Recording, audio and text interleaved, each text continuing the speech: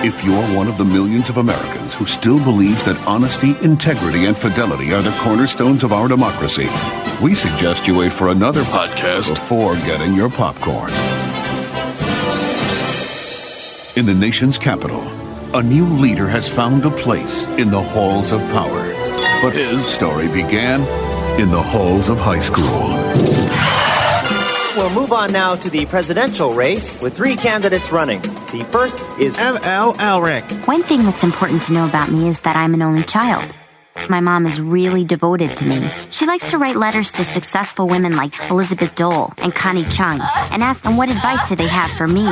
The next candidate for student body president is Mark Fellhauer. I just don't think somebody would do something like that on purpose. Final candidate, sophomore John Windsor. I'm attracted to the person. It's just that all the people I've ever been attracted to happen to be girls. You asked interrogative questions out of my face. It's gone. What are you doing? What are you doing? Come on. That is not paid for by them. That is paid for by the people of Detroit. You might be qualified, ML. I'm not qualified for this job. Let me tell you something. You want to go right now? Okay? You want to go right now, Albert? Hello, my good friends. It's your old pal, ML Elric. Grateful to be coming to you from the Red Shovel headquarters as opposed to the lobby of the Detroit City Clerk's Election Bureau, which is where I woke up 4 years ago when the election was once again in doubt, when we were waiting for Michigan to choose the president of the United States. 4 years later, I'm younger, better looking, lighter, stronger, and we still don't know who the president is going to be. And it's still possibly going to hinge on what happens here in the great state of Michigan. So much has changed, so little has changed, but it's great to have you with us. Joining us, of course, in studio is Sean Windsor, who did not have to watch the Lions, but he did have to watch the Wolverines, so my sympathies. Whoa. I was at Ford Field. Oh, you were? Yeah, thanks but for you were reading. asleep, so you didn't watch the Lions. Thanks for reading. I don't read Lions stuff. I'm sorry. The Lions don't exist to me. I mean, thanks for reading the paper. Oh, actually, Aslan. I like Aslan. Thanks for reading the paper you work for. Hi, Drew. So actually, we're a news organization. We're a 24/7 digital, robust news operation. Really? And I suppose you watched me live last night talking about the elections? No? I- Okay, hypocrite! I read you, though. Oh, okay. I mean, I don't know. Do you read me right now? Well... Can you read this face right now? Yeah, what? We're gonna... Oh, yeah, here, let me read you. We're going to talk about Kwame today. We have a huge election, but we're going to talk about Kwame. We actually may need a gong today. I don't know if a bell is going to do I it. just think that's great news judgment on your part. Way to sense the moment, my brother. But we're going to talk about Sean Connery. But now that you mention it, we could talk about Kwame Kilpatrick, too. Okay. And you know where Kwame Kilpatrick and Sean Connery have in common? They're both spending time on the rock. Oh, boy. That's not bad. That's okay. Anyways, there'll be it's more. Not good either, though. There'll be more of those bad imitations a little bit later. And, of course, Mark Fellhauer is here patiently waiting for us to tell you about how you can save a lot of money on a new ride. How? Service, repairs, or even a top-notch oil change. Please tell me how. Nice. Well, I think you know, but I'm going to indulge you anyways. It's Roy O'Brien Ford. They are the place to go for all these fine products and services.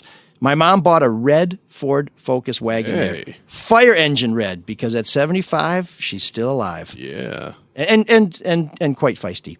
109,000 miles later, she put a few more on there. She's still a satisfied customer. And she's not alone. Roy O'Brien has been taking care of customers for nearly 75 years from the corner of 9 Mile and Mack. And if you don't feel like taking the right track to 9 and Mack, what do I do? As they say, well, you go to royobrien.com. That's ROYOBRIEN.com. The E is for savings. And check out Fast Track, which lets you save, because you can save electronically. It's e-savings. It's like a Bitcoin. Whatever you say. Yeah, which lets you choose your vehicles and options. But that's not all. You can pick your deal, lease, finance, or cash, get the value of your trade-in, apply for financing, and schedule delivery of your ride. If you go in person, don't worry. Roy O'Brien Ford is serious about protecting you as well as their employees. I've been to the dealership. You may have heard our show where I talked from the front seat of an F-150 about my trip through mid-Michigan to track down some of our Kwame Whitmer thank you for reading, Whitmer kidnapping suspects. And I can tell you they're taking every measure to protect your health while you explore your options. To learn more, visit RoyO'Brien.com or call 888-566-5851. And be sure to tell them ML's mom's son told you to call them, because she told me to tell you to call them, and I almost always do what my mom tells me now that I'm out of high school. What? I always do what my mom tells me now. There were many years I didn't, but now I do it. And I found When did out. that start? Well, once everything I did, what I thought I should have done, turned out to be wrong. Then I started listening to her because I realized she was probably right. Because you wanted her to buy you a new Fusion? A new F-150 Fusion from Roy O'Brien? No, I will tell you that my mom and stepdad did allow me to use the 1978 Pontiac Grand Prix that had been handed down to them from my grandparents, and that car was a sweet ass ride. That 301 nice. 2-barrel, but it could motor. You never saw a crimson streak like that before. Well, unless you had a okay bleeding honest and you were changing your drawers. But speaking of which, how are you feeling? Oh, that's a nice segue. Yeah, just trying to. I mean, I'm feeling better now that I'm here with you and Mark especially, but you too. Okay. Well, see, there you go. We were just going to send you to the. I like your tie, by the way. Yeah, it's kind of sums up my feeling about the state of the nation. About your heart. It's skull and crossbones. I feel like this is a toxic time in American history, but hopefully we are having a fever and it's going to break.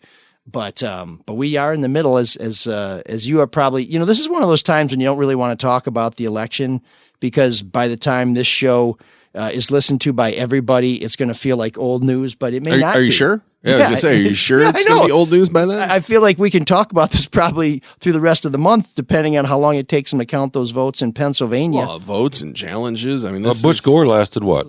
A month? Into December. Well, it has to end December 14th. Just before Christmas, I think. Yeah, right. Yeah. 6 weeks. Yep, when those 5 judges elected George Bush president. No, a little more complex than that. Oh, was it? Oh, okay. Just a little bit. Okay. Well, what's the complexity? Well, we don't have enough time right now. Okay. But anyway, suffice to say it was a close shave. And if you like, what else is a close shave? If you like close shaves, both of y'all's beards, by the way, which barely go into your chins. Well, you know why? Why I was working on that Mitch McConnell gobbler. Well, I have one myself, but I just I didn't want to own it. Yeah, not me. I'm hiding it. You disown it, or you I own it. I mean, what am I going to do? No, it's okay. You can. I'm not an attractive individual. Never have been. That's okay. That's not true. You have a beautiful mind. Well, no, not really.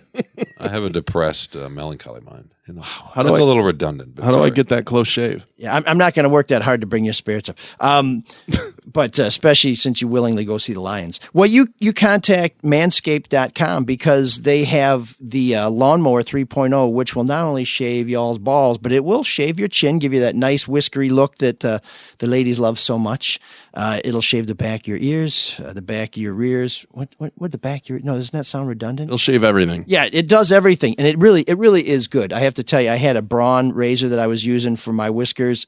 That's gone. Braun top of the table. And instead, I'm using the Lawnmower 3.0. And they also have now the Weed Whacker nose and ear trimmer. Take a look in the mirror and you'll see some hairs sticking out that you wish weren't. And if you don't see them, my God, I hope somebody else points it out to you because we all see it. So, just use this. Keep it. It's painless. It's effective. It's pretty cheap. So I think that this is one of the things that's going to make you, obviously you have good taste if you're listening to this show, but it's going to make you look as good to the opposite sex or the same sex, if that's how you do it, as you deserve to, because you are obviously a sophisticated individual and you want to look sophisticated. So one way to keep that sophisticated look is to stop pulling your nose hair out with your fingers, which might hurt worse than nicking other parts of your body. Makes you cry, doesn't it, Mike? It does. A tear to your eye, yeah. No, I've pulled a nose hair out and immediately begun weeping and then sneezing for like 10 minutes. Well, when you pull mine out, they hurt for sure. Well, I use tongs and socially Is that what it is? The good thing is with socially distancing, I can still reach them with the tongs without having to extend my arms. So I need a weed whacker. Weed whacker. I have to ask Ann about the lawnmower, but just for Christmas is coming up, you may just want to get one of those just as a gift from you to the lovely Mrs. Windsor. Okay. And if you're one of those guys who doesn't think nose hair is a problem, 79% of partners polled, don't read that the wrong way, admit that long nose hair is a major turnoff. So you have long nose hair, you might not be able to conduct that polling. So get this stuff now. You can get it 20% off plus free shipping with the promo code ML at manscaped.com. And we have a special offer. If you spend $50. Okay, if you spend $49, we'll let you in. But if you spend $50 and send proof of purchase, maybe your confirmation email, whatever you want to send, to mlsoulofdetroit@gmail.com, we will have a future episode where you can dial in on Zoom. You can be a fly on the wall for our pregame, for the show, and for our post-mortem afterwards. It's kind of a cool experience. The only way you can do this is making a purchase at manscaped.com. The holidays are coming up. It's a great gift. Promo code ML. And that's it for close shaves. We've had enough of close shaves. You have far more energy today than I really thought you would, especially when I talked to you about 2 hours ago. You seemed flustered. A little down. Burnt. A little sad. What was your experience like? I mean, how late were you working yesterday? Was it just all day long? I'm one of these guys who's not particularly good at a lot of the sports I play, so I think euphemistically I'm called an energy guy because that's considered to be a compliment to people who aren't particularly naturally gifted. But the whole time I'm going to the rink these days, I feel like I shouldn't be going, like I can barely keep my head up, like I'm going to pass up. But once I get on the ice, I can't stop. I just love it. So yes, getting ready for today. This is a long way for the answer. Well, getting long stories moderately well told. As getting ready for today and thinking about everything that has to be done, like the Free Press tried to call me in to do some video from the TCF Center where the Detroit absentee ballots are being counted. Mm-hmm. I said I can't do it because I got to get to the show. After the show, I have to rush off because I think I'm going to be assigned to cover a protest, and I'm sure I'll be available online for the Free Press, giving commentary on the counting of the votes. Getting ready for the show, we had some curveballs. We had some people we were hoping would come on to talk about Kwame Kilpatrick. We're still going to try and get one of those people on. But as you're thinking about everything you have to do, it kind of becomes overwhelming when you look at the mountain you have to climb.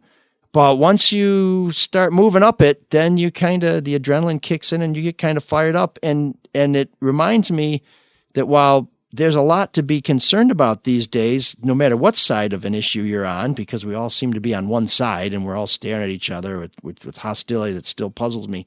But this is a fascinating time to be alive. There's so much going on, and that's good, right? We want to be stimulated. We don't want to sleepwalk through life, do we? So how late were you working yesterday?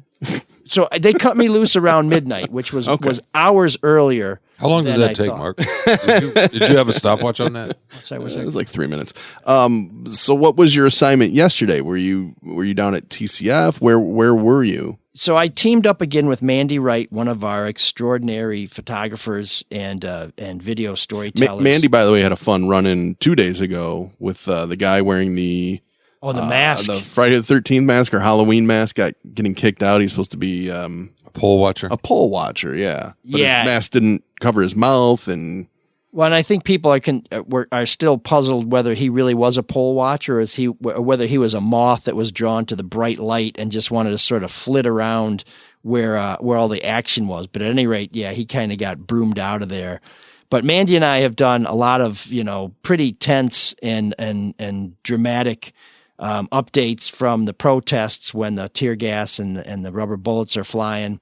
And so they paired us up last night expecting there to be some excitement at the polls, even something as simple as long lines, which every election in Detroit, for as long as I can remember, there are people waiting in line to vote when the polls close.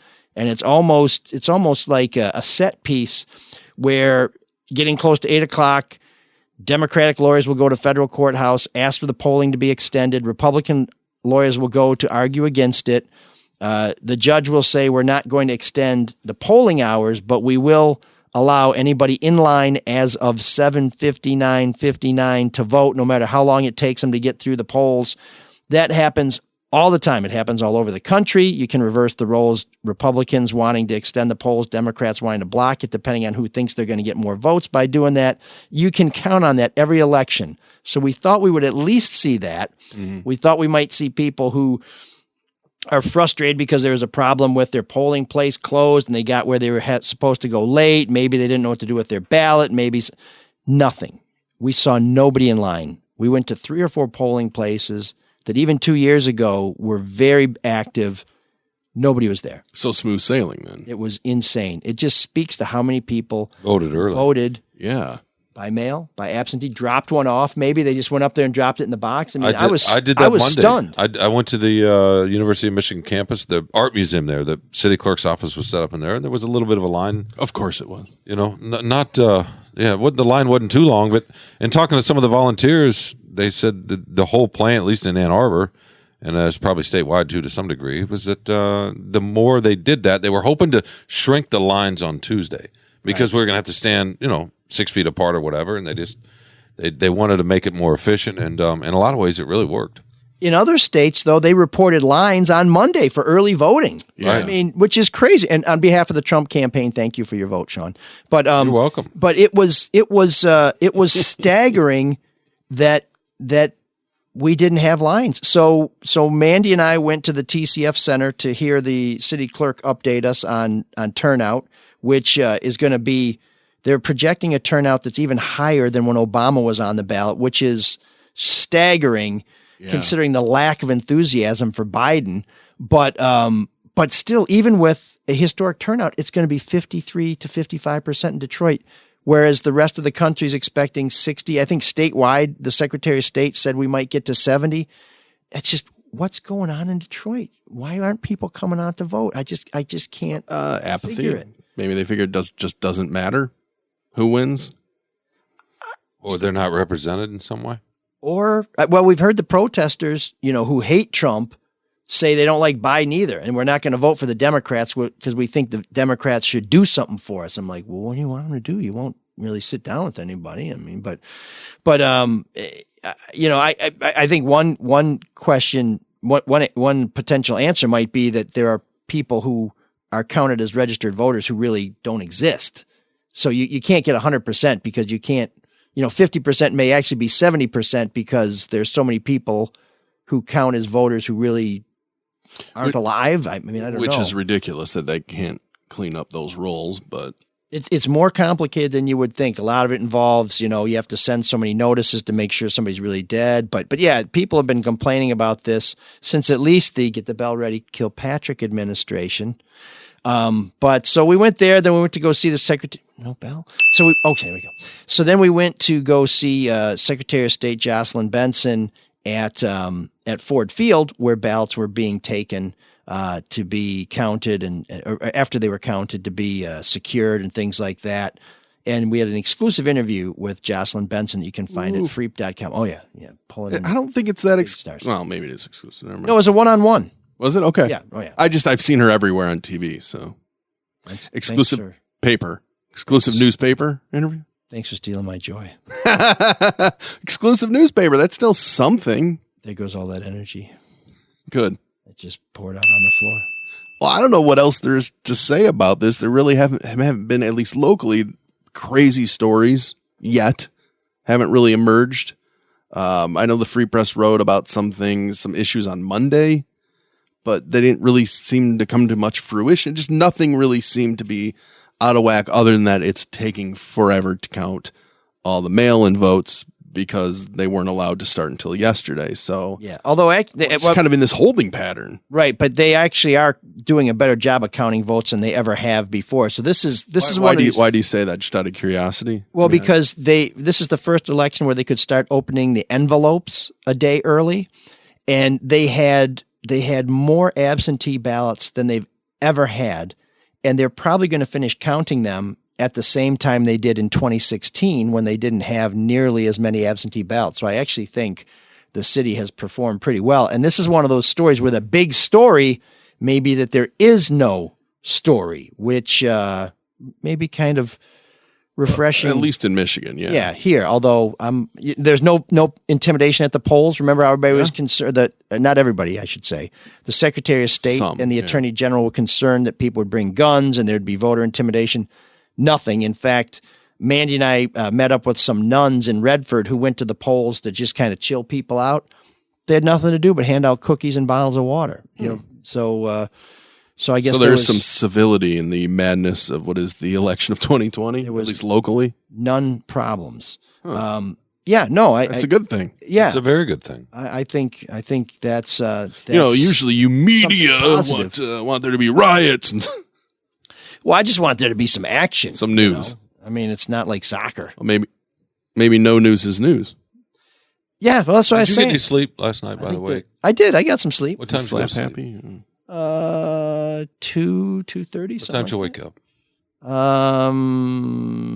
6, 7, and 8. Wow. I'm older, so that I got to take. That's not too bad. You look very handsome today, so I was just curious if you slept. Got a nice night's sleep. Leave room for Jesus here, okay? Maybe it was 6 feet at least here. Maybe it was the I don't know, the products, the Manscaped products. Your week started off very interesting. They actually have a shampoo that's very nice. your week started off with my hair smells terrific. Can I ask you a question? I'm sorry, Mark. Can I ask you a question, Mike? And it's a body wash too. Do you have anything in your house that's not from a sponsor of the show? Oh, because he believes in the sponsors, Sean. No. I mean, I just wondered if you ever purchased anything on your own. Let me see. I got to think about this. No, I buy this stuff. So it's our sponsors from the show, all great stuff, and then Amway. Not Amway. Okay. If we were on WLAV in Grand Rapids, where I have. Do you own a grease board? I mean, have you had parties like that before? I don't even know what a grease board is. You get up and you diagram and you. Oh, you mean a whiteboard? You put out, knowing you probably. I don't know what's the better made potato chips because everything's got to be Detroit, and then try to sell people some product. I would, in fact, I would love to sell Better Made potato chips on this show. In fact, I talked to one of the top guys at Better Made last Friday, I think. Of course you did. And we're going to have him on later this month to talk about how they make the chocolate-covered chips, which are fantastic. And it's a little more complicated than you would think. So we're going to have him on later. That sounds great. So until there's another Kilpatrick story, which happened this Sunday.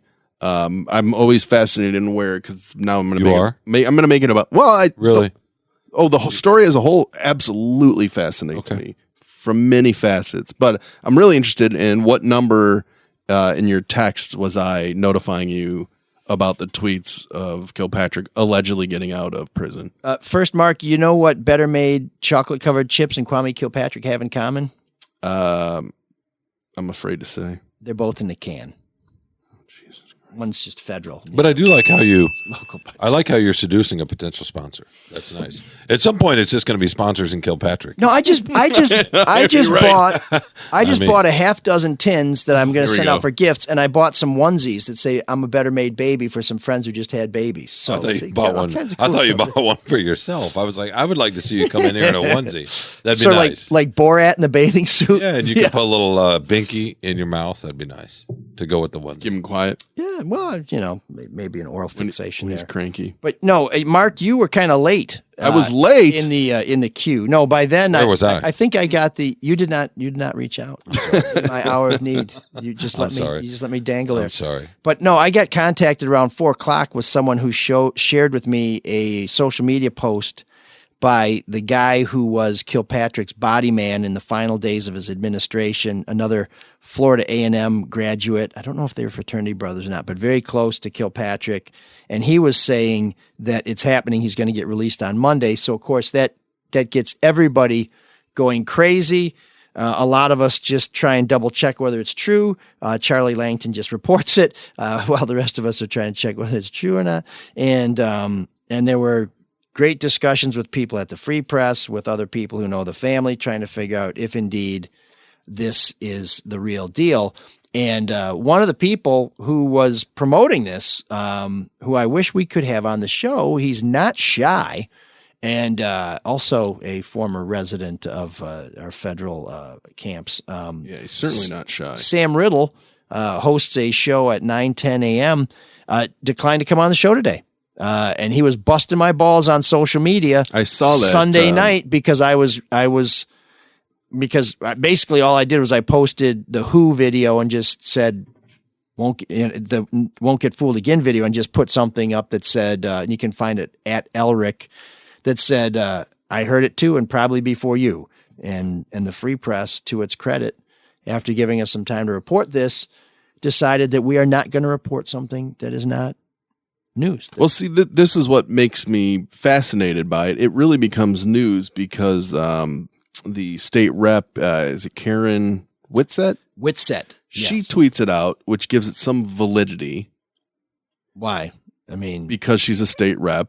So, she's not on the parole board. She doesn't work for the Bureau of Prisons. She was wrong before. I understand that, but it still gives it some validity because she's a person in the know. Not saying it means it's right, but it immediately perks people's ears up. But then you see that she's going to be on Sam Riddle's show, and I just kind of felt like, is this just all a stunt to get ears? And that's kind of what fascinates me about it. Do you think she had any knowledge of any movement? No. I mean... So you think she just threw it against the wall? She also said hydroxychloroquine is great, so... Why didn't Sam come on, by the way? He said not a good time for him. This is I think he wants to be hands off on this, even though he was pushing it pretty hard. In fact, on Sunday night, he posted something that said, responding to me, saying, so you don't. I said, whatever I said. There's a nice back and forth between you. But he basically said, have you ever been to the Oval Office before? Yeah. And he posted a picture of Whitsitt, probably her husband, and Donald Trump.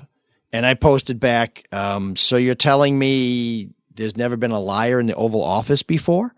And then I posted back saying, the caption for your picture, it should be how many of the people in this picture are liars, So, this is, the thing about Kwame Kilpatrick. Does it just annoy you? Is that where we're at with it? It annoys me to no end, and it should annoy supporters of Kwame Kilpatrick because venal politicians and people in the media try and use him, try and ride him to drive numbers. Why are reporters reporting that there's a rumor that we haven't confirmed? Yeah. If there's a rumor, first of all, you shouldn't report it. Second of all, if you can't confirm that the rumor is true, you shouldn't report it. Third of all, the fact that some state rep who probably never met Kwame Kilpatrick in her life, who's not close to the family because they all bugged out to Texas and Atlanta as soon as they could, as soon as there was no more blood to suck out of the dog that is Detroit. Now you're going. Yeah, then she says it's true and we're going to take it. She's 0 for 1. Make it 0 for 2 if you don't believe hydroxychloroquine will save your life. So to me, the fact that she says it's going to happen makes it less reliable because she has been wrong before. And that's why I don't like liars. I'm not saying she's a liar, but once you've lied to me, I don't like you because I don't know if you're telling me the truth when you tell me that you're not lying. But it's interesting because you said that Free Press did not report it in any shape or fashion, didn't write a story. The news actually had a very long story about why it's not happening because there was chatter out there. And I assume you don't like the fact that WWJ and Fox 2 reported it. In the manner they reported it is that State Rep Karen Whitsitt said this. So is that news to you that a state rep says X or Y? I was too busy trying to confirm this myself to read what WWJ and Fox 2 reported. But did those stories also say Karen Whitsitt, who was wrong the last time? Of course not. No. Okay. Well, so that's shitty. That's bad. That's viewers, readers, listeners deserve more than that. They deserve the context that this person is not a reliable source, or at least has not been a reliable source in the past. And it does bother me because I just listen.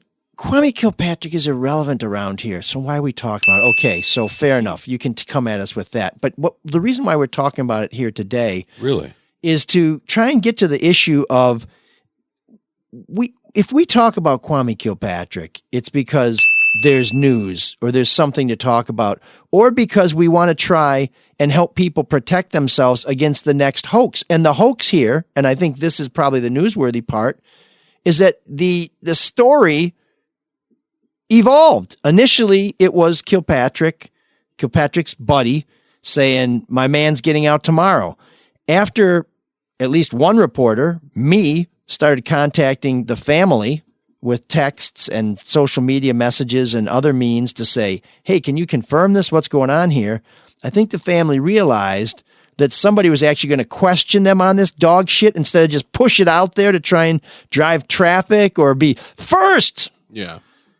And they changed their story. By the end of the night, Kwame Kilpatrick's sister posted, and this was after I contacted her. I'm not saying she read my message. I'm just saying I'm just providing you the chronology. Mm-hmm. But she posted, my brother's been sick could you please help get him out? We hope he'll get out. And I'll tell you, my message said, hey, I heard your brother was sick. Do you want us to report that? Do you think? And then, so she doesn't know either then. This has all the makings of Kwame Kilpatrick and his family and supporters trying to stampede people to create a groundswell to get him out of prison.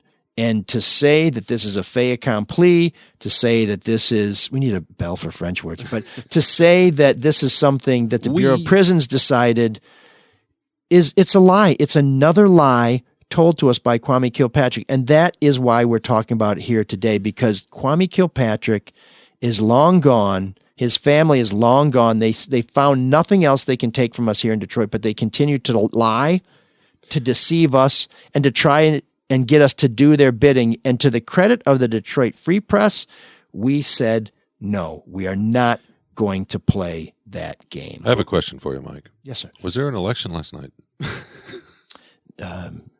Did you said election? Was there one? I was just curious. I didn't know if this is a blue pill question. There was. It might be a red pill question. Ooh, nice Matrix reference. Yeah. Okay. I was just curious, my man. Well, we did talk about the election first. I know you were working on your new Lions column. Can I tell you? All I heard was me, and I tuned out. So I'm sorry. I got one more Kilpatrick question. Oh, by the way, hold on a second. At Ford Field last night, Ford Field staff were helping out. They were good enough to give employees a day off to volunteer to help count votes and process votes and things like that. That's good. And they coordinated the press availability that the Secretary of State did there. And a very nice young woman there, who I think must work for the Lions, was passing out a one-page memo on the Lions' involvement in this. And she handed it to me, and I said, "What is this, Matt Patricia's playbook?" Did she find that amusing? She said, "Why? Because it's so thin?" And I said, "No, because Matt Patricia sucks." And then she walked away. I'm sure she appreciated that joke. So, anyways. Can I ask you another Kilpatrick question? I think you should ask. Yes. You should ask Sean if you can ask me another Kilpatrick. Sean, can I ask ML another Kilpatrick question? Speaking of which, I'm looking over here. There's some bricks in front of me. Please do. And to me, they're just bricks. But in our current political state, somebody found a pile of bricks by Wayne State where there's a lot of construction.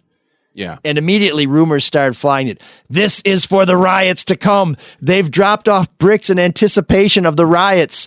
And Detroit police had 2 reports like this. They investigated both of them. One place where there were supposed to be bricks, there were no bricks.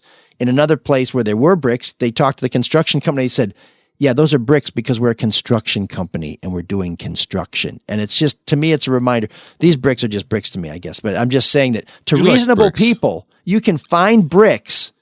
And I especially love thick as a brick. You like bricks, right? Your home in Grosse Pointe is made of bricks. It's a house of integrity. I built that. Or is it? I mean, it's a Tudor, right? The foundation is honor. There's some brick though, right? Just a little bit here and there, maybe. There's brick. Decorative. There's a couple bricks there. That's nice. Maybe some cinder block too. But cinder block's nice too. But it would be nice to get to a point in this country where somebody can see a pile of bricks and not think that it's the apocalypse. That it's the rapture. Is that worth reporting in your mind that those rumors were out there and it was quickly put down by the Detroit police? I know you don't like to report rumors, but isn't that worth reporting? I was not involved in the decision to publish that, but I did confirm for one of my colleagues from Detroit police, with Detroit police, about what was really going on with the bricks.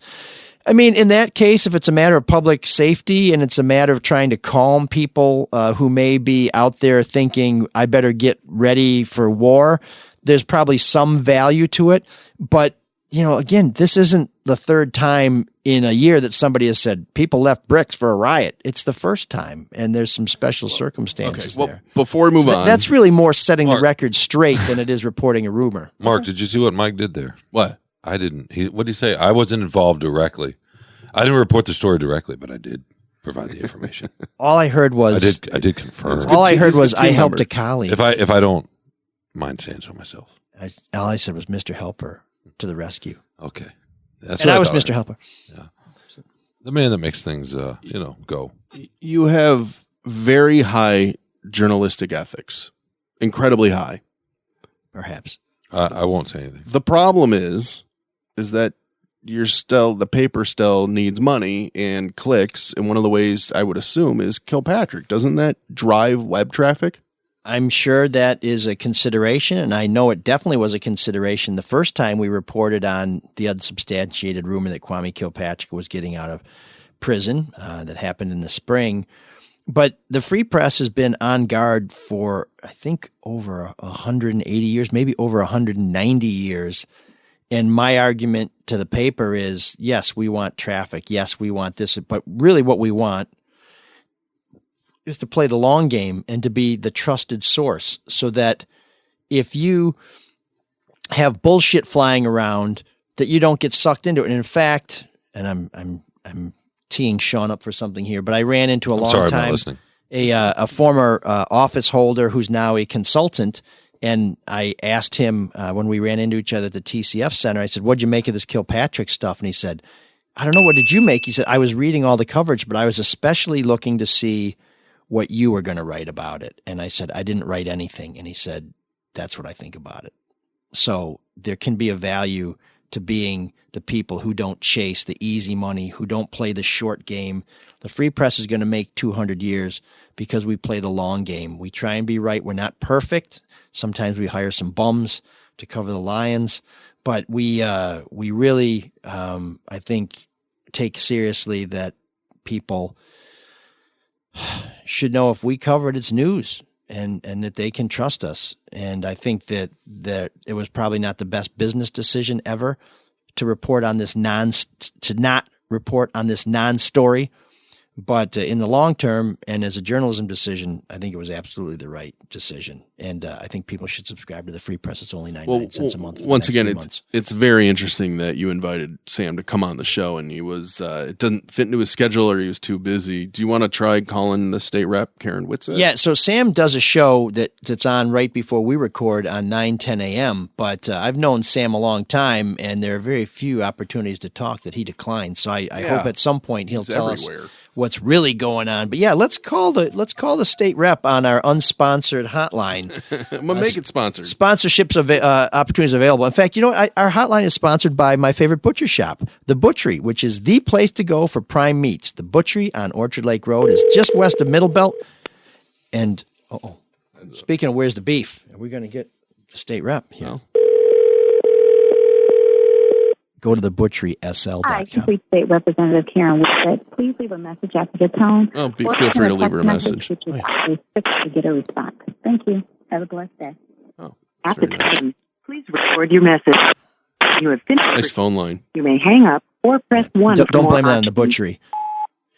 Representative Whitsett, it's ML Elric calling from ML Soul of Detroit. I'm just trying to catch up with you to talk about Mayor Kilpatrick's imminent release from prison. This is the second time that you said that this was going to happen, and I was just wondering what the basis for that was. I left you some messages last time, and you didn't return those, but I'm hoping this time you'll make an exception and share with us some of your insights on this matter. You can reach me at 313.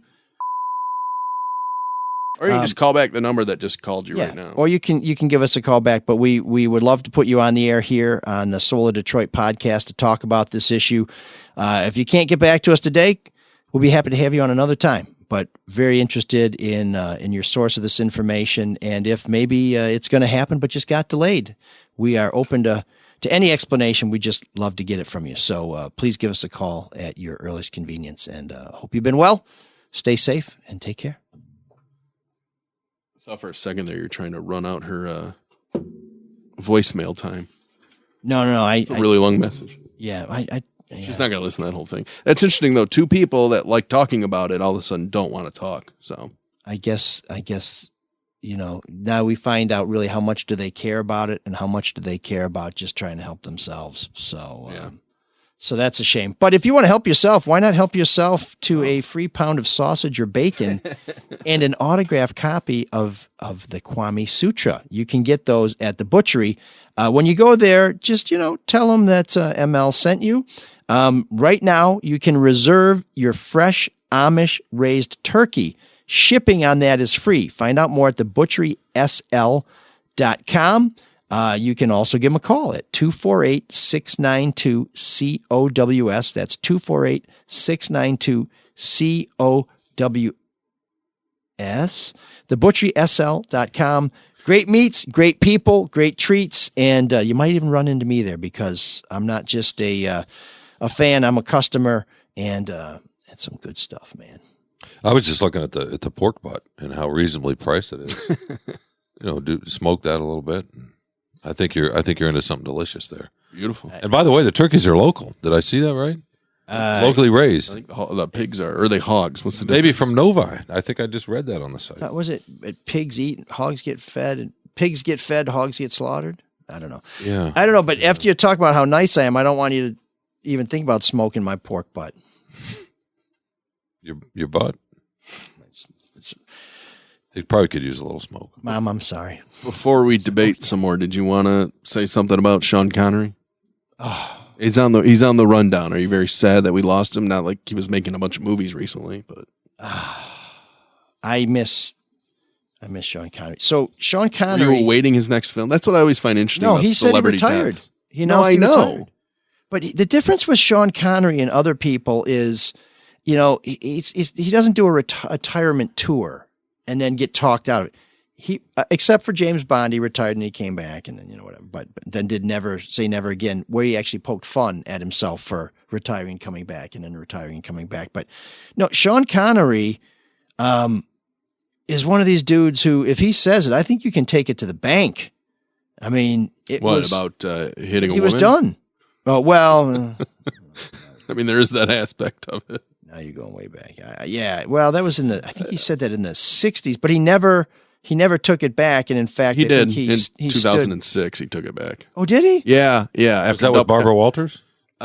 He reaffirmed it with Barbara Walters, but I think later he may have changed. It is interesting how that was a subject the other last week or the other day when he died. Yeah. That's 2020. It's like the first thing that came out after all his movies, which, there's a lot more to a guy than that. Can you imagine if he had been tweeting back then? I mean, well, no, if he'd said that and he was in the prime of his career now, he'd be done. That would be it. He'd be done. No, you're not allowed to, say things. Well, or talk about hidden women, right? I mean, you can't knock on women around or whatever it was he said. Yeah, but we make the mistake often of judging people by way back when with today's standards, which I think is, we got to have a little grace in there. Not that I'm saying that it was ever cool to hit a woman. It most certainly is not. But wow. So I thought we were going to say something nice about Sean Connery. Okay, sorry. Go ahead. Say something nice about him. Now he's he's complex. Best Bond. He was a great actor. Even Roger Moore's family said he was the best Bond. But what's been missed here, nice family, is that they're trying to be gracious. So, but what's been missed here is that he is just the most recent major Bond figure to pass away. Before Sean made his transition, Diana Rigg, who already died as James Bond's wife back in the 60s during on Her Majesty's Secret Service.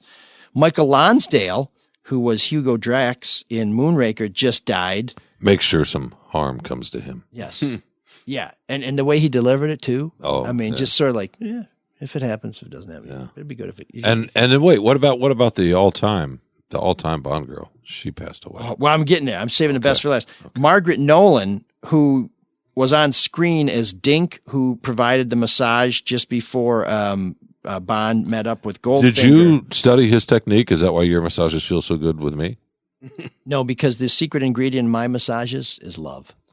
Well, I feel it through the fingertips, and a little self-loathing. That's other tips. It's toxic. That's me.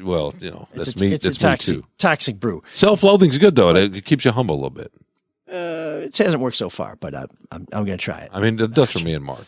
I did rescue the entire world the other day with that thing on the bricks. That was just me. I'll me. That was you. But I like that you know what I really love, and this is what I love about you. You pointed out that it was you. It was, right. I thought that was especially nice. It didn't occur to me that until you pointed out to me that I had pointed out that it was me. But now that it's on the table, it was me. Hey, self-awareness has never been your bag, but that's okay. You're incredibly handsome. But Margaret Nolan, what people don't know about her is that she was the gold woman dancing in the title sequence at the beginning of Goldfinger. And she told them she would do that, but if she did that, she expected to have a role on film. And so they gave her like this itty bitty tiny role. So that was kind of beautiful, though.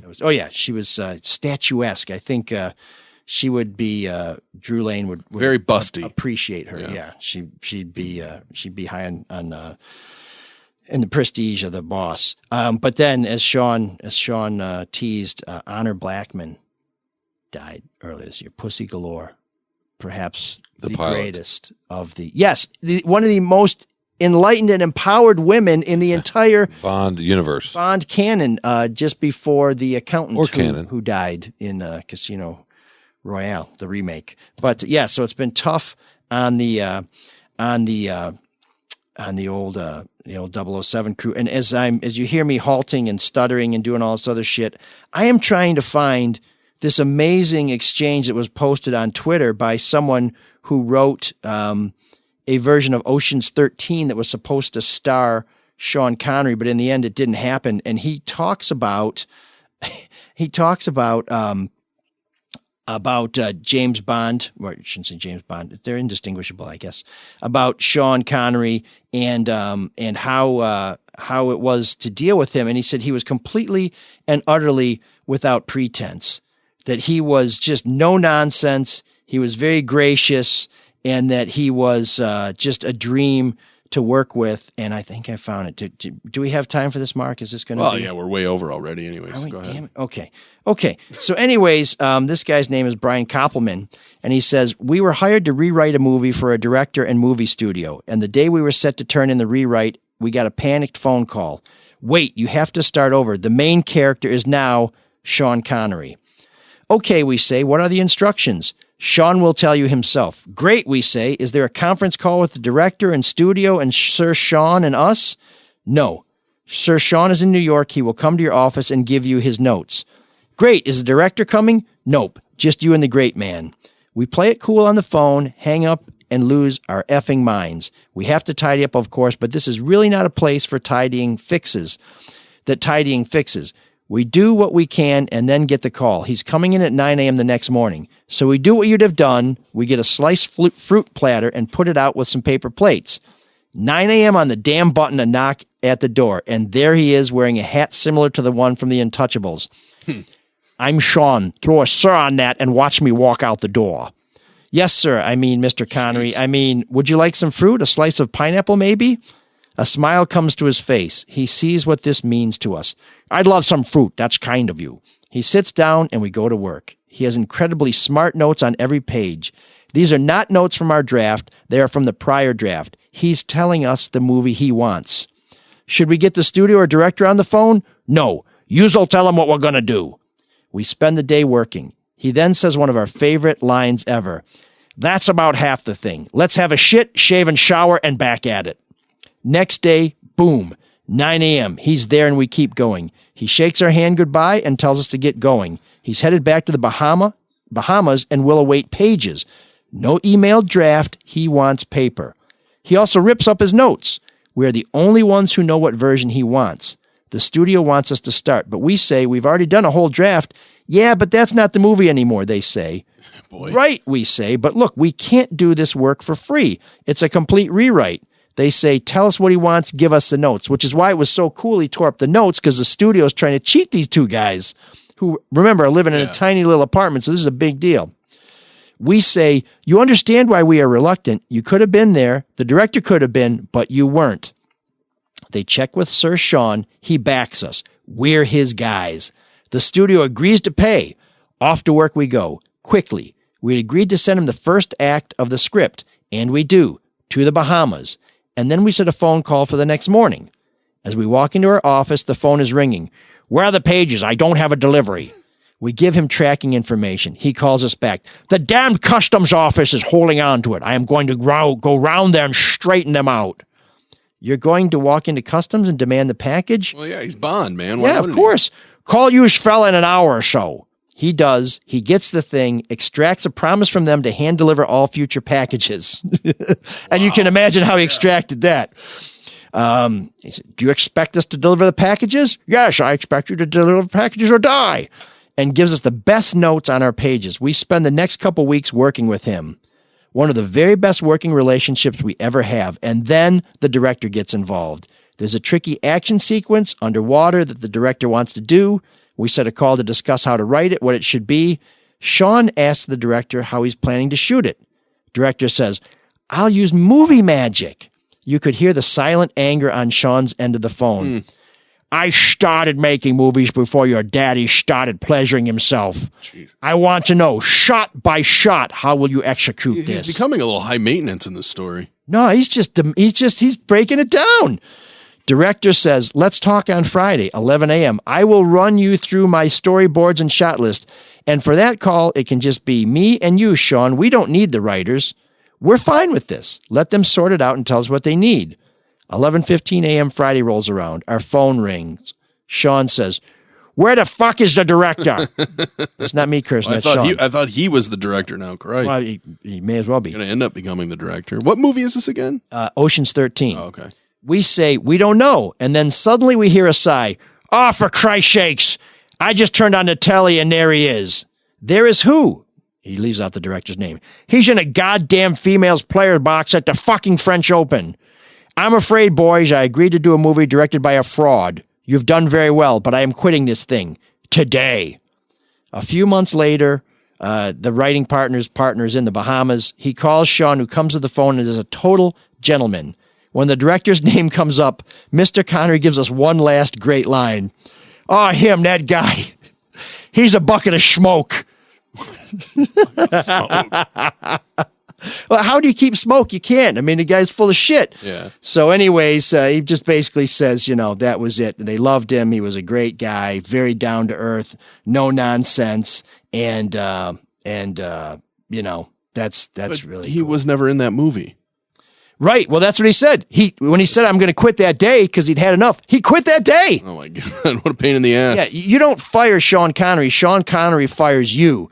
So he says, long before we met Sean Connery, we were enormous fans. That adventure with him, even though it ended without a movie, remains an all-time highlight. He was brilliant, honest, suffered no fools, and never missed a call or meeting or conversation. R.I.P. to one of the all-time greats. I think that's just a cool story about a dude who got big but never got too big. I won't change my mind on anything, regardless of the facts that are set out before me. I'm dug in, and I'll never change. Brain nut. Brain cell. Brain nut. Brain cell. Brain nut infinity. Brain cell infinity plus one. No. And the thing about Sean Connery as a good Scotsman, he enjoyed a nice bevy every once in a while. And if you like a good drink, let me suggest that you pull yourself an Altus. You can get them on tap at your favorite watering hole, or you can find them at your favorite grocer. And if you can't find it, go to altus.beer and find out where it is, or send them a note, and they'll contact your local and tell them to get it on the shelf or on tap or just in the cooler. Altus is making a comeback here in the greatest city in the world. It's the do anything, anytime with anyone beer. I love it.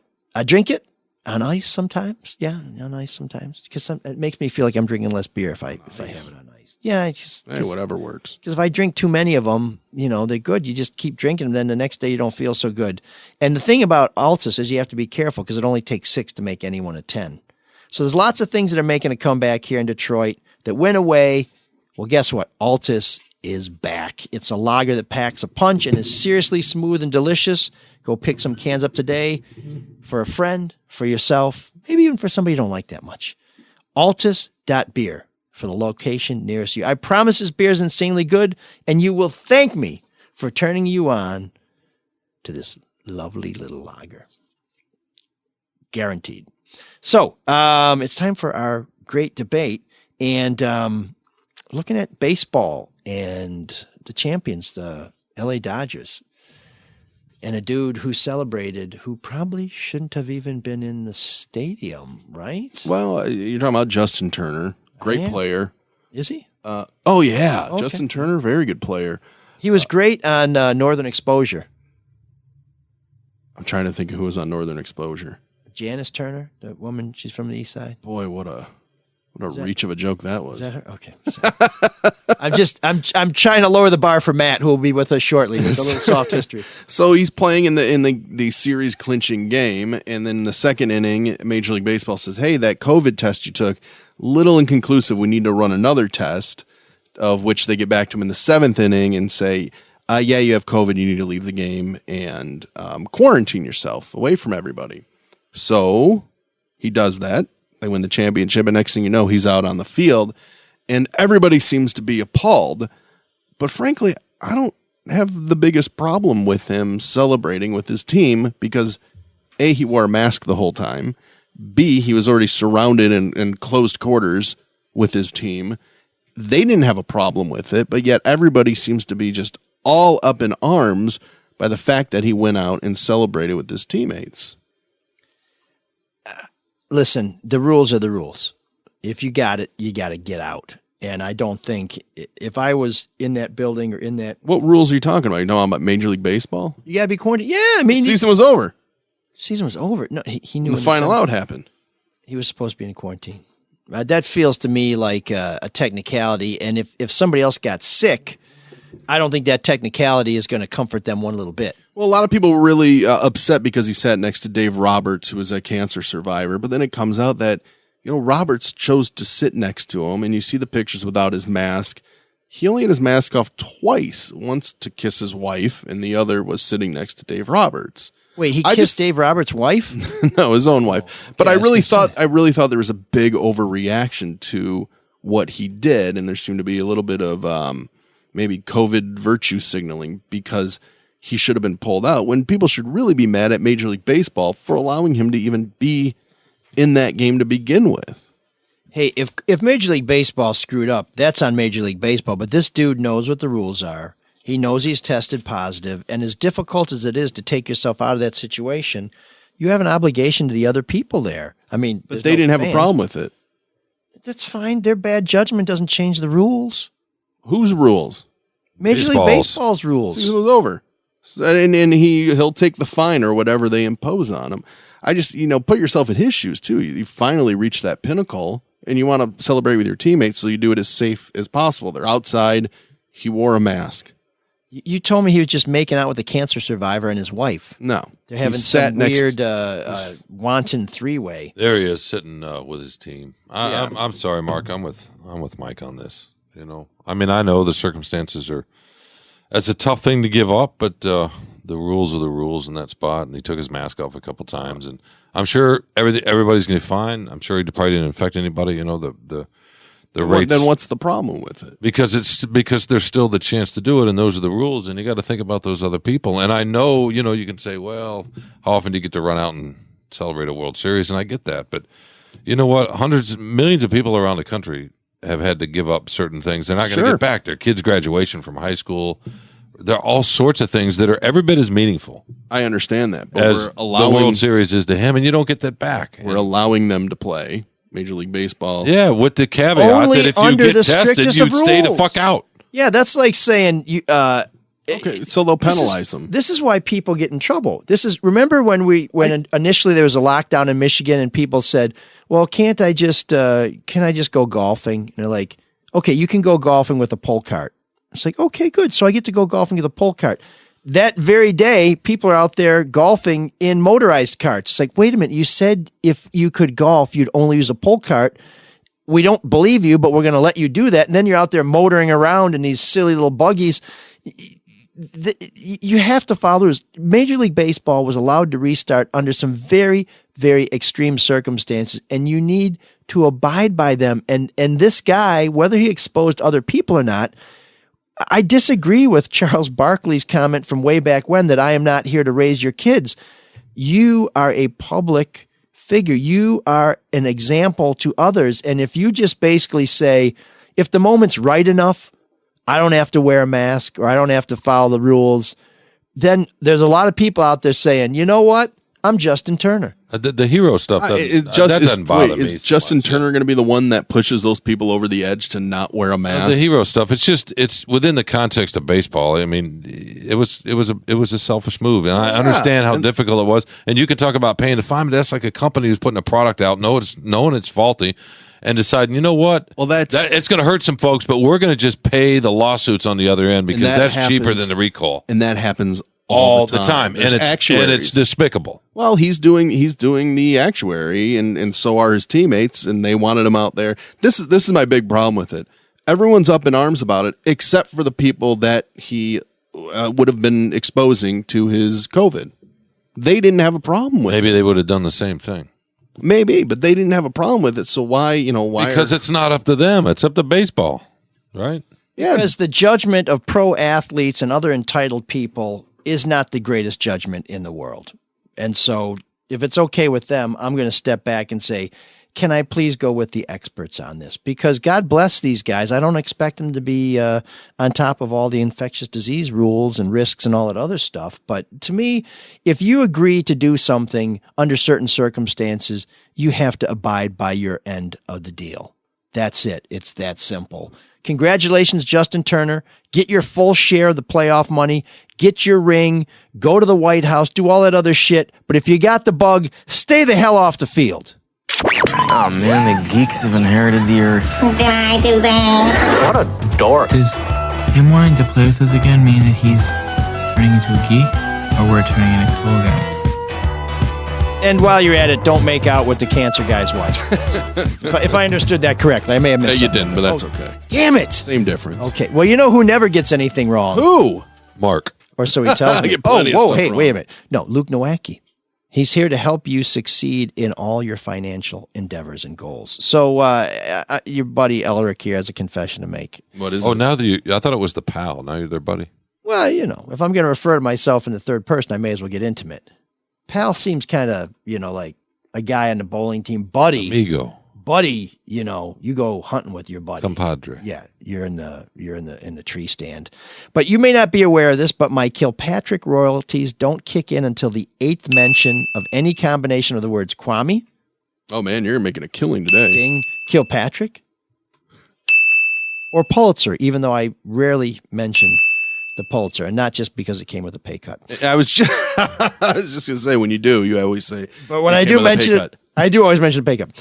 So my financial future is looking pretty sweet, especially after this show. If you'd like a similar arrangement, you can either get your own damn Pulitzer, avoid the pay cut, I recommend, or maybe call Luke Nowacki with Pinnacle Wealth Strategies. He can help you find a way to provide for your retirement future that may or may not involve reading through mayoral sext messages at the Anchor Bar. Call Luke at 248-663-4748, 248-663-4748. You can find a link to Luke's website on our website. And when you call Luke, let him know that ML sent you, because the thing we like most about Luke is that when you call Luke, he'll make sure that it's all about you, sweetheart. Securities and investment advisory services offered through Royal Alliance Associates Inc. Member FINRA SIPC. Royal Alliance Associates Inc. is separately owned, and other entities and/or marketing names, products, or services referenced here are independent of Royal Alliance Associates Inc. Is it my monitor? Is the Luke picture dancing? He was dancing to the song. All right. Very, very, very catchy. Luke's got rhythm. I like it. I like it. So, Geek of the Week. Want me to go first? If you don't mind, because mine may be kind of anticlimactic. But mine's very simple and off the beaten path. It's this California priest was banned from his church after his affiliation with gangs, and photos of him with, I think it was a semi-automatic, maybe it was an automatic rifle, an AK-47, were released. I mean, he does look kind of cool in the pictures. Looks a little bit like the character Preacher from the TV show Preacher, because he's got his collar on and he's holding this automatic weapon, but maybe not the best things to do when you're supposed to be preaching, to be in a gang and to have a bunch of automatic weapons. Oh, there's a picture of him. Can you see a picture of him? Oh yeah, that's a pistol packing daddy. That looks like an AK. It is 47. Thanks for listening. Nice. Well, I mean, I actually was just responding to a text from one of the guys I play hockey with who says, I have a fever. I don't think I'm sick, but for the good of all the other guys, I'm not going to come out and skate tonight. Justin Turner, take notes, biatch! Yeah, but you guys had a problem with it. His team didn't. We miss our friend. I know. I want Mark to come back, too. We look forward to his return. Plus, if you're on the LA Dodgers, we'll never be another World Series. Yeah, what happened to Mark? Bastards. There might not be. Yeah, they will be next year. Where's the kind? I just thought the overreaction was a little ridiculous to Justin Where's Turner. the loving? That's fair. Kind-hearted Mark. Oh, are you going to make me your Geek of the Week, Sean? No. Oh, okay. You're too nice for that. Do you have a nomination? Yeah, me. But I would just say you can't keep nominating yourself. No, he's going to keep nominating himself till he wins. Yeah, the problem is because then he takes away my nomination. Because of Michigan State. We'll get into that a little bit. No. My nomination, and I hate to say this because they do it in earnest and they're trying, and I get it. But the pollsters are going to have to figure out, right? Oh, yeah. They're going to have to change the algorithm a little bit because we're so divided right now, unfortunately, right? There's so much animosity, mistrust, distrust, whatever you want to say. We're afraid to say what we really think. And maybe it's a combination of technology too, the switch from landlines to cell phones. I know that's mostly switched now, but I think it's all of it. It is, and it's all so we're not getting a very good sense. Now Biden may end up winning, but it's not going to be anywhere near by what was.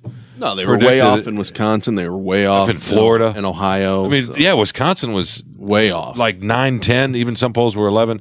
We knew those were probably kind of outliers, but the whole model and the whole idea of how to communicate with people and get them to talk about what they're really feeling, that's got the science behind that's got to change. And I hate to say Geek of the Week in a way because they're not doing it intentionally, but yeah, they need to figure out the science and they better catch up with where society is right now. I was thinking about this last night, and they've said they've now tried to overweight the polls for undereducated white males. Yeah, that was the lesson they learned in the last election. Right, and there's one guy, Trafalgar Group, who once again predicted this for Trump. Pretty dead on. Yeah. And he won't share his methodology, so he's not helping the other guys, which is good because if you're the only guy who's right, why give people the secret? No, for sure. But and real quickly, that weighting that is fine, but I don't think it's just that. I think the bigger issue is some folks that vote for Trump or wanted to vote for Trump may not like Trump but like his policies, and they feel embarrassment because maybe their family or their peers or their office or wherever they work, and they don't want to say that out loud because that's just where we are politically. See, I think there's a temptation, and I think this is why the left gets in trouble, is because they think Trump people are embarrassed or feel shame that they support Trump. I don't think that's what it is. No, it's a small percentage. It's not. You're right. His base, but by they're and large, off by a small percentage. So but it's enough. And that's the thing, right? But his base, by and large, is happy to say they support him. That's not obviously. But there's a lot of critique on the talking heads too, and how they're interpreting the polls and the way they come in. And it really seems this time that they've undercounted, at least in Florida and some of the border states, the Hispanic vote. Yeah, it went big for Clinton underperformed. and not for Biden. But where I was going with this is I don't think that people are ashamed of how they feel about Trump. I think they Not distrust. ashamed. Embarrassed. Okay, embarrassed, shame, same end of the spectrum. But I think it's not that. I think it's that they distrust the media and they distrust intellectuals and they distrust experts. And this really came into focus for me. And I was thinking about the time I was on the porch with the grandfather of the suspected leader of the Whitmer kidnapping plot. He didn't even want to say something nice about his grandson to me because he had such contempt for the media. And I think that same emotion goes into pollsters. You know, it's like they won't even answer your call. And so I think when you find those undereducated or less than college degree, let's not call it undereducated. I don't want to say undereducated. Yeah, That's let's not just fair. say people who don't have an associate or bachelor's degree. But I think what they need to do is they need to figure out a multiplier. Like if you get one of those dudes to answer your survey questions, that's like, it's sort of like one of those guys is worth 3 of anybody else. But It's hard to find somebody who'll answer those calls. There's obviously distrust, and I completely agree there are folks like that for sure. But I was listening to I hate to say this because it sort of, but NPR on the way in, and there were folks that voted for Trump that were calling in, talking about how hard it is for them in some of their circles and how they feel. They are made to feel embarrassed. That is a real thing. It was a real thing in 2016. It is. And I think that's the segment that they're missing more than anybody else. You're right. I agree with you too. But there's this other segment where they do feel embarrassed because it's natural peer pressure, right? Yeah, but that's a small audience. When you have Trump supporters who listen to NPR, what is that, like 0.0001% of the population? I think it's that Trump supporters, there's distrust. They trust QAnon more than they trust the media and experts and intellectuals and pollsters. I think that's a broad brush. I do too. I mean, look, man, some of them do, but I'm not saying they believe in. I'm just saying that they trust that kind of thing more than they trust the mainstream media and establishing. That's true. There are people like that, but there are a lot more. There are just as many folks out there that vote for Trump that have plenty of money, that have college degrees, that are not comfortable saying they like or that they voted for Trump because, frankly, they may not like him, but they like his policies. Yep. And it's a fine line to walk. We haven't really had a candidate quite like him. There's a before lot in of that people way. like that. Absolutely. And that's who, to me, the pollsters are that's who, to me, they're missing. Okay, well, my Geek of the Week is easy. If you didn't vote and you bitch at me for the next 4 years, save your breath. You didn't vote, you're a bitch. You're my Geek of the Week. Wow.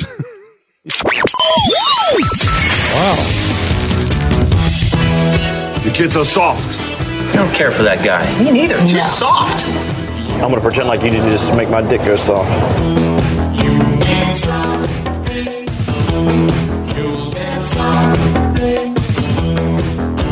History can be soft, but saving money isn't hard. Rates are still at all-time lows. If your current mortgage is above 3%, what are you waiting for? You could be saving money. And currently at Hall Financial, almost 70% of all loans don't require an appraisal. That means you save money because appraisals aren't free.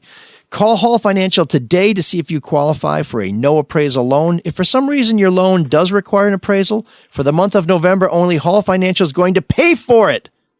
Up to $500. That is a real deal, folks. Believe it or not, closing times have sped up again. Right now, the majority of loans at Hall Financial are closing in 10 business days or fewer. Just go to our website and click on the Hall Financial link to get started. Hall Financial, lower payments, better options, more personal attention. Give them a call at 248-308-5000. Ask for my man, Dan Morrison, NMLS 146-7435. Waiting patiently to educate us because we are not educated enough white males. Hey, there he is. We turn to our friend, Mr. Matthew Jennings, for a little soft history. Live from his cab. Yeah, the cab of my truck. COVID. Here in Detroit. COVID, I can't finish the show. Okay, jeez. I respect my teammates. I'm okay with you staying here. Get a new bit, ML. No more COVID. I'm moving on to making out with the wives of cancer patients. Because that really happened. I'm just going to kill your mic then.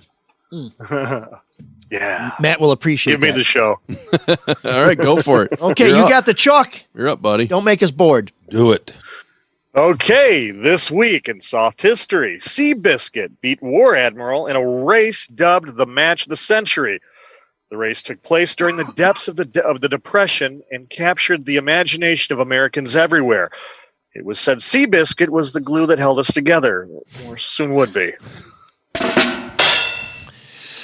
Poor guy. I thought you were going for poor guy. I thought you were going for dog meat there, but You really said poor guy. First off, it's a horse. yeah, I'm just glad this.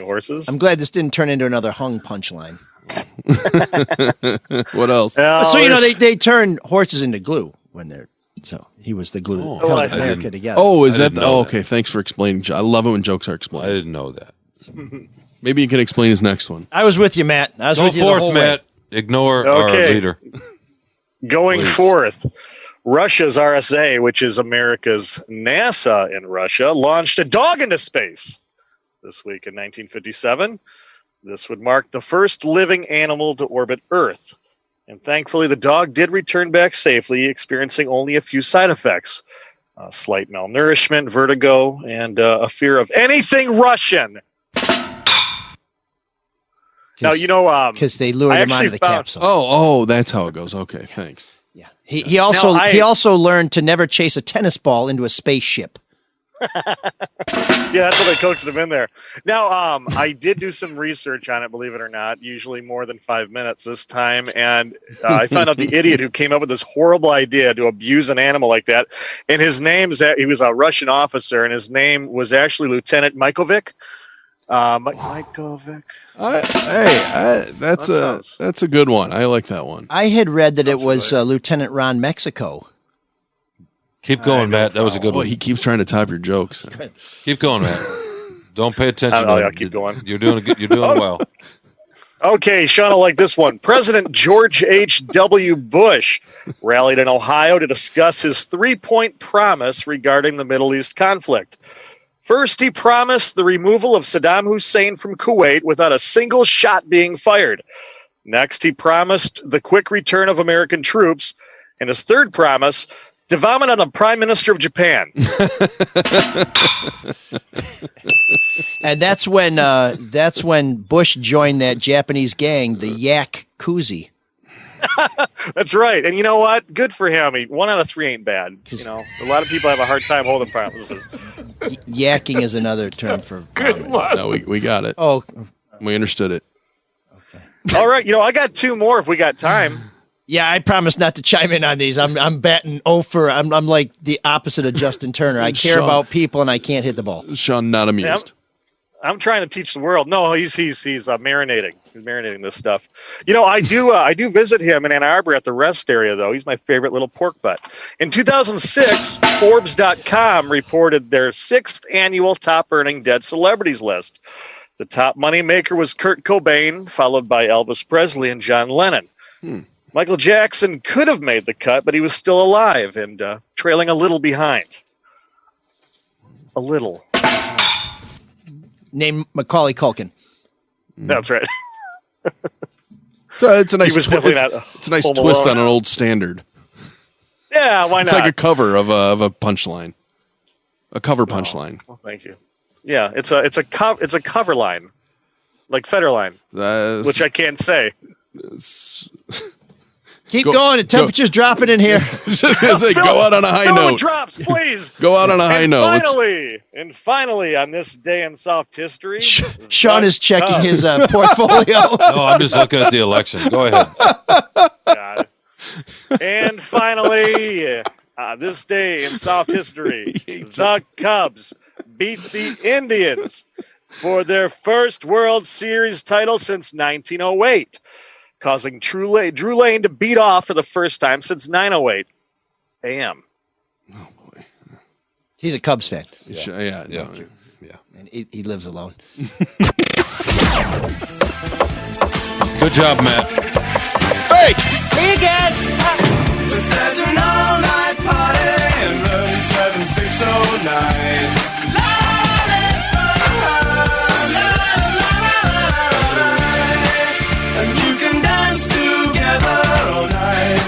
Got the time.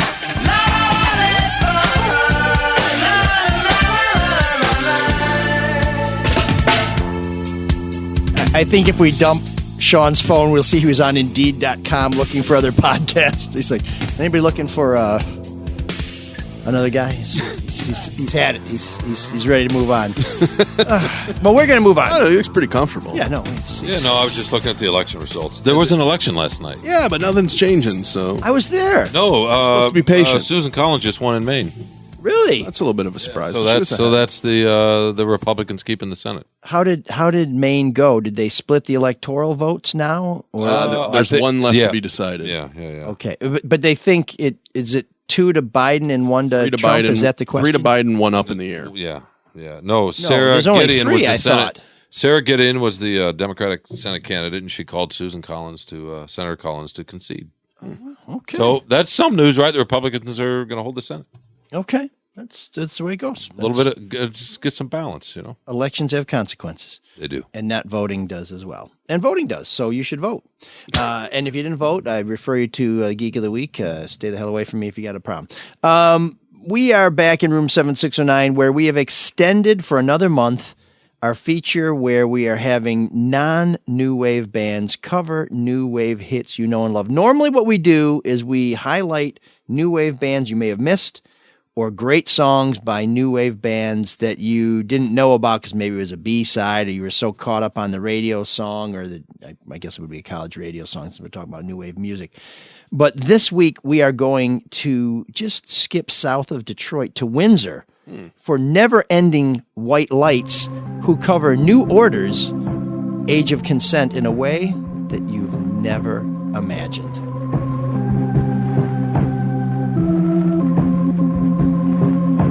Won't you please let me go? These words lie inside, they hurt me so. And I'm not the kind that likes to tell you just what I want to. And I'm not the kind that needs to tell you just what you want me to.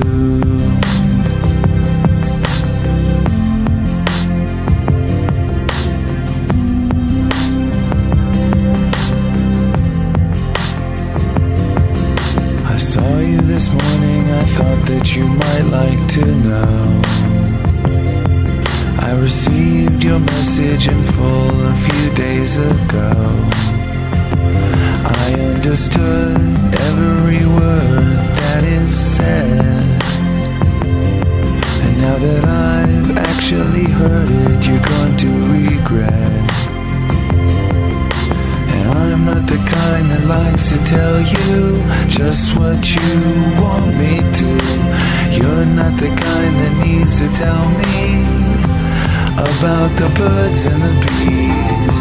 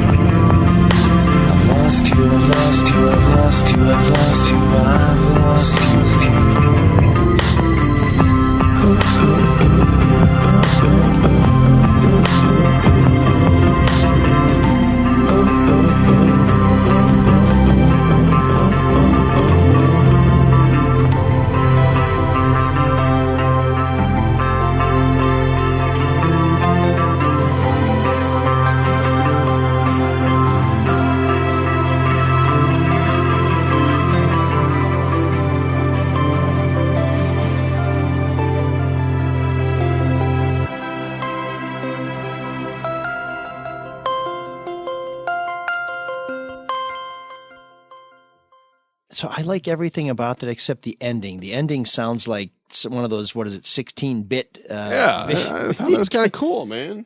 Kind of a little Donkey Kong there at the end. But the Never-Ending White Lights is basically this dude who went to the University of Windsor, Go Lancers, who is very creative, decided to start playing, all kinds of music. He does everything, but then he will bring in somebody to do the vocals. I think he's done several covers using the guy from 311, and it's a completely different take on it. I like it, and it chased Sean away. So there's you had to actually go to work. There's something to be said for that. I'm gonna get out of here myself. Shows you how long the show's going. So anyways, yes, I hint taken. That is Never-Ending White Lights doing New Order's Age of Consent. If you have a new wave hit performed by a non-new wave band, let me just tell you, we have more nominations than we can ever get to. But if you have a great one, we're always willing to trade up, and we really appreciate you sending us these great suggestions. We love that you're digging this feature and this twist on it. We will get back to bringing you some gems from some bands that you haven't heard of before, and some songs by some bands you've heard of, but you haven't heard these songs before.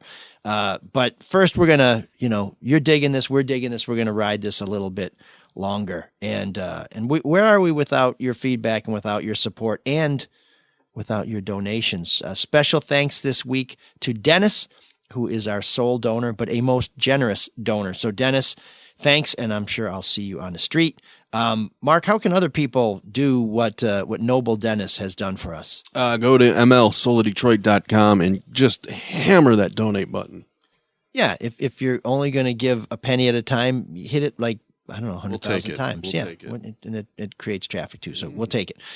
You can help the show by making sure that when you contact our sponsors, you mention us so they know that they're not wasting their time and their precious advertising dollars sponsoring this show. If we have somebody on this show, we think of them as partners. We are partnering with them because we believe that they are a good and noble endeavor. So we hope you'll give them a try. Maybe you don't end up doing business, but give them a call, see what kind of deal they can make you, and let them know. And I want to repeat the manscaped.com deal. Make a purchase of $50 or so.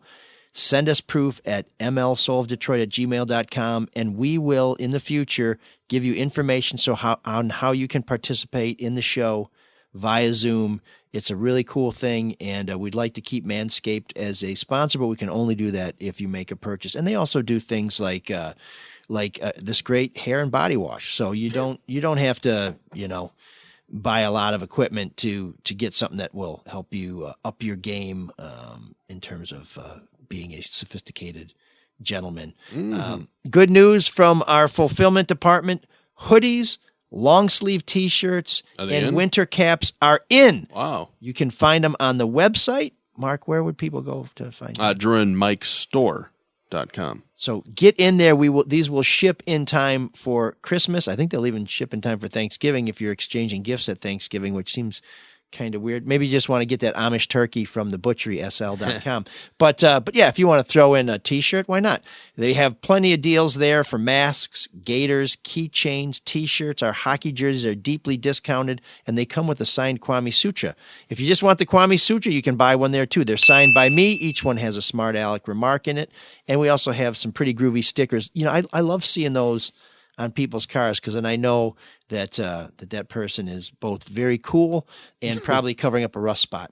So we also or a bullet hole. Oh, that's true too. That happens in my Grosse Pointe home. Sean, get the hell out! Oh, he's gone. Okay, he knew that was coming. You can also subscribe to the podcast, which we appreciate. It's the best way to know when the new episode is available, and it's the best way not to miss it if we mess around and do the show a day later, like we did this week, because we didn't want to do it on Election Day because we were worried that anything we talked about wouldn't matter after the election took place. Of course, it actually still thought seemed to be the case. The election might be resolved, but it may be by Thursday. We'll see. Please share the show. You can follow us on social media. My Facebook page is ML, no periods, ELRICK. You can follow me on Twitter at Elric. That's the best way to get show notes, get updates, and find out what's going on. You can rate the show on any podcasting platform. We love to get your ratings, even if they're not always glowing. And just, if you love the show, that's just a little bit. Just open your heart. Doesn't really take that much. You just have to want to. We have some feedback. We love hearing from you. You can reach us at mlsoulofdetroit@gmail.com, or you can leave a voicemail for us at 313-288-9070. That's Butterfield 89070. I have some emails that I received, not to our email, but to my work email at the Free Press. And John writes, "Hey, ML, just a shout out. Love the ML Soul of Detroit podcast. You are a patient man with the smug Sean W." Maybe that's why he got the hell out of here. What?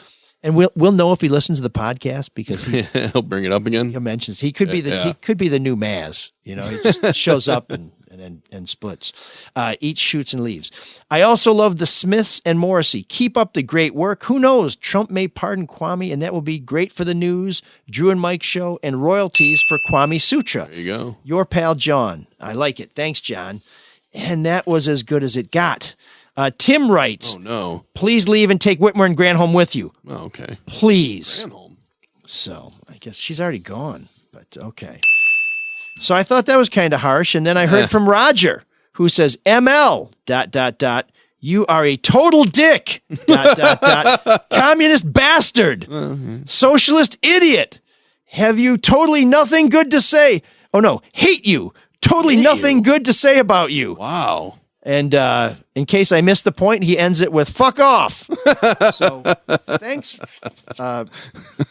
Roger. Okay, great. So what are you going to do? So, yeah. So let's leave it there.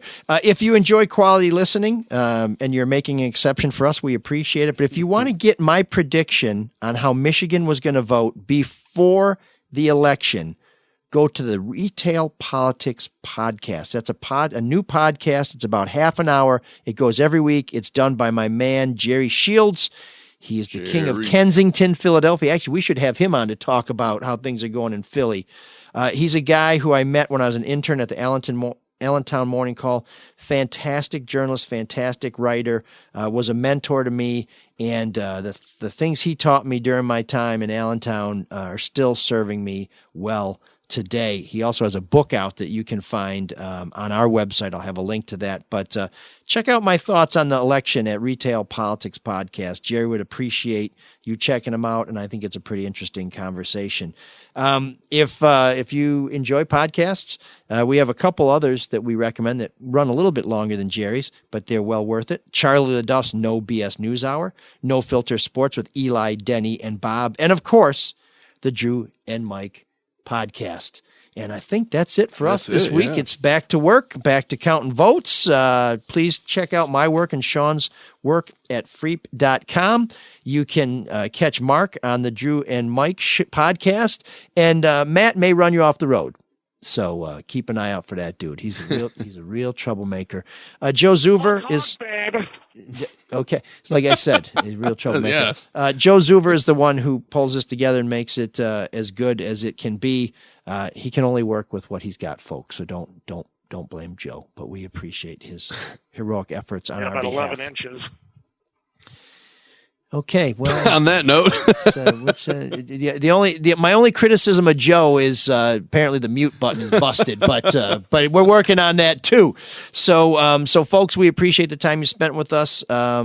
Let's whatever happens with these votes, let's remember that we're all people and try and be cool with each other. Maybe this is the beginning of the healing, or maybe we just have another round. But we'll be here to tell you. The more things change about it. Yes, that's right. The more they stay the same. We'll try and tell you what's going on behind the scenes and give you something else to think about. So thank you very much for listening. And Cyrus, thank you so much for agreeing to once again take us out. Can you dig that? Can you dig it? Can you dig it? Red Shovel Network presents a Soul of Detroit production. Order! Starring ML Elric on the road to greatness. Never underestimate an overachiever. Looks like you could use a cupcake. Election. Cast your vote.